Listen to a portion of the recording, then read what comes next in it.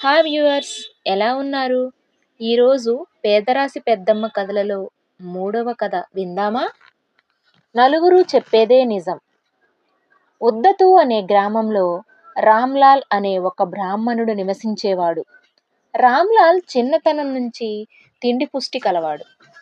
10 మంది తిన్నంత తిని ఊరి వారిని ఆశ్చర్యంలో ముంచెత్తేవాడు. రామ్లాల్ తండ్రి గోవిందలాల్ రాజుగారి ఆస్థానంలో పనిచేసేవాడు. అక్కడే అతను ఎంతో ధనం సంపాదించాడు. గోవిందలాల్ మరణించాక అతని సంపద రామ్లాల్ పరమైంది. అయితే అదంతా రామ్లాల్ తిండికే హారతి కర్పూరంలా కరిగిపోయింది. తండ్రి జ్ఞాపకంగా ఒక ఆవును మాత్రం పెంచుకుంటున్నాడు. రోజులన్నీ ఒక్కలాగా ఉండవు కదా. కొంతకాలానికి రామ్లాల్ వయసు పెరిగింది, జీర్ణశక్తి తగ్గింది. విరేచనాలు, వాంతులు మొదలయ్యాయి. పూర్తిగా జబ్బుపడి నీరసించిపోయాడు. నడిచే ఓపిక లేదు, నీళ్ల విరోచనాలు. దాంతో మనిషి డీలా పడిపోయాడు. ఊళ్ళో ఉన్న వైద్యుని పిలిపించారు. వైద్యుడు అతన్ని పరీక్ష చేసి, నువ్వు అతిగా తినడాన్ని ముందు తగ్గించాలి. రోజుకు 1 కప్పు అన్నం, చారు, 1 కప్పు మేకపాలు తీసుకుంటే నీ ఆరోగ్యం మెరుగుపడుతుంది అన్నారు. రామ్లాల్కు తండ్రి ద్వారా సంక్రమించిన ఆవు ఉన్నది కాబట్టి ఆవు పాలు తాగుతూ అన్నం, చారు తినడం మొదలుపెట్టాడు. అయితే ఫలితం ఏమంత గొప్పగా లేదు. మళ్ళీ వైద్యుడు కొంతకాలం గడిచిన తరువాత కలిసి పరిస్థితి చెప్పుకున్నాడు. వైద్యుడు అతన్ని పరీక్షించి, ఏమయ్యా, మేకపాలు తాగుతుంటే ఆవు పాలు తాగితే ఏం కుదురుతుందయ్యా?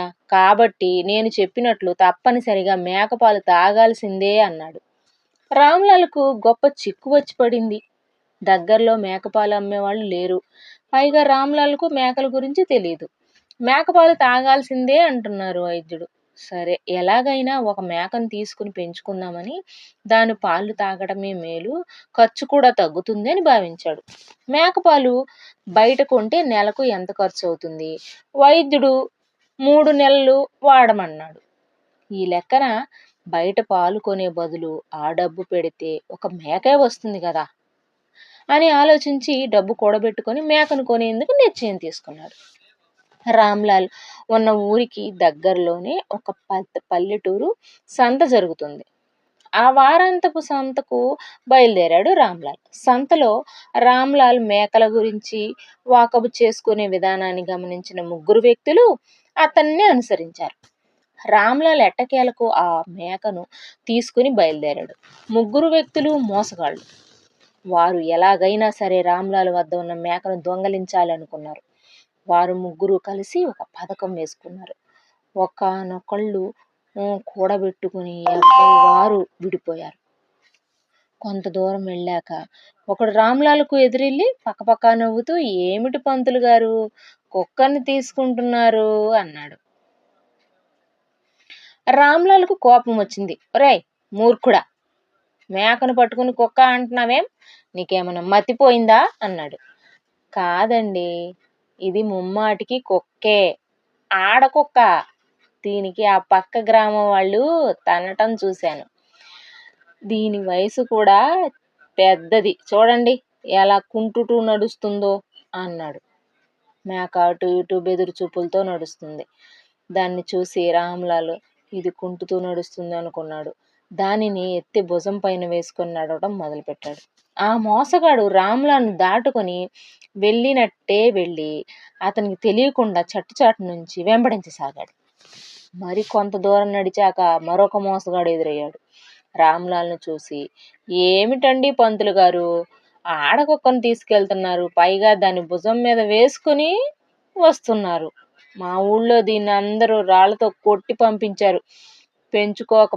పెంచుకోక ఈ కుక్కే దొరికిందా మీకు అంటూ వేళాకోళంగా మాట్లాడుతూ పక్క నవ్వసాగాడు. అప్పుడు రామ్లాల్ అతనితో, ఏమిటి మీ గ్రామస్తులు ఏమైనా పిచ్చి పట్టిందా, లేదా కళ్ళు సరిగ్గా కనపడడం లేదా? ఎందుకని ఈ మేకను పట్టుకుని ఆడకుక్క అంటున్నారు అని అడిగాడు. దానికి ఆ 2వ మోసగాడు, స్వామి, మీరెవరో గాని బాగా మోసపోయారు. నిజంగా ఇది ఆడకుక్క మాత్రమే. అంతేకాదు దీనికి జబ్బు కూడా ఉంది. అందుకనే గ్రామస్తులు దాన్ని తన్ని పొలిమేర దాకా తరిమి కొట్టారు. మీకేమైనా పిచ్చి పట్టి ఉండాలి, దీన్ని భుజాన వేసుకొని మరీ వస్తున్నారు అన్నాడు. రామ్లాల్ కొద్దిగా సంశయం కలిగింది. తనకు ఆ మేకల గురించి తెలీదు. సంతలో సవగ్గా దొరికింది కదా అని తీసుకున్నాను. దీన్ని చూసి ఒకడు ఆ కుక్క అని చెప్పాడు. మరొకడు దీన్ని ఆడకుక్క అని జబ్బుతో ఉందని చెప్పాడు. నిజంగా ఇది కుక్కేనా? దీన్ని ఊళ్ళో వాళ్ళు తన్ని పడేస్తే నాకు తెలియక తెచ్చుకుంటున్నానా అనుకున్నాడు. రెండో మోసగాడు కూడా వెళ్ళిపోయాడు. రామ్లాల్కు అనుమానం పెరిగింది గాని అలాగే దాన్ని తీసుకొస్తున్నాడు. ఇంకా లాభం లేదు. జబ్బు పడిన ఇది కుక్కో లేక మేకో ఏదైతేనే దీన్ని భుజాన ఎత్తుకోవడం ఎందుకు అని దీన్ని కిందకి దింపి నడిపించుకొని తీసుకెళ్తున్నాడు. రామ్లాల్ రాక కోసం ఎదురు చూస్తూ మూడో మోసగాడు తోవలో నిలబడి ఉన్నాడు. రామ్లాల్ మేకను నడిపించుకొని సమీపానికి వచ్చినాక అతను, ఏమయ్యా, నీకేమైనా పిచ్చా? జబ్బు పడిన ఆడకుక్కను తీసుకెళ్తున్నావు. సరేలే, జాగ్రత్తగా ఉండు, ఆ జబ్బు నీకు కూడా సోకుతుందేమో అన్నాడు. రామ్లాల్ నిజంగానే అనుమానం కలిగింది. తాను మేక అని పొరపడి కుక్కను తీసుకురావడం లేదు కదా అనుకున్నాడు. ఒక్క క్షణం దాన్ని పరిశీలనగా చూశాడు. అతని కంటికి అది ఆడకుక్కలాగే కనిపించింది. దాన్ని వదిలి కిందనున్న రాళ్ళు తీసుకుని దాన్ని తరిమి కొట్టాడు. మేక అలా చెట్ల కిందకు పారిపోయింది. రామ్లాల్ ఒట్టి చేతులతో వెనుదిరిగాడు. మేక కోసం కాసుకొని కూర్చున్న ముగ్గురు మోసగాళ్ళు దాన్ని వెతుకుని సంతకు తీసుకుని వెళ్ళి సొమ్ము చేసుకున్నారు. అందుకనే లోక జ్ఞానం కావాలి.